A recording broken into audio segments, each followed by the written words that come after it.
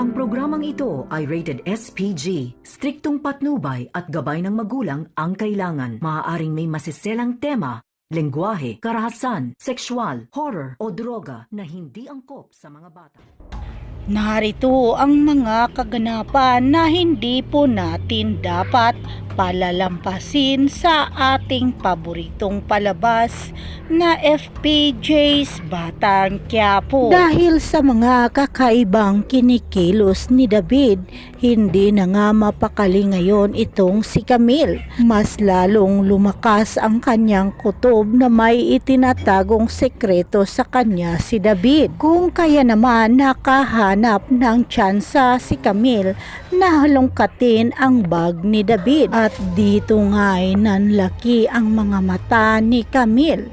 Halos gumuho ang kanyang mundo nang makita niya ang isang wedding invitation sa loob ng bag ni David na may larawan ito ni David at Senyorita Catherine. Kumpirmado na ngayon kay Camille na may ibang babae ng pinagkakaabalahan ngayon si David maliban sa kanya, at ang masama ay ikakasal pa si David sa babaeng ito. Hindi na kinumpronta ni Camille si David sa kanyang natuklasan dahil balak ni Camille sa araw ng kasal mismo ni David, dito ibubunyag niya ang tunay na pagkatao ni David. Habang si David naman ay excited nang makasal sila ni Senyorita Catherine. Lingid naman sa kaalaman ni David na sa araw ng kasal nila ni Senyorita Catherine ay ito na pala ang huling araw ng kanyang pagpapanggap bilang Jesus Montenegro.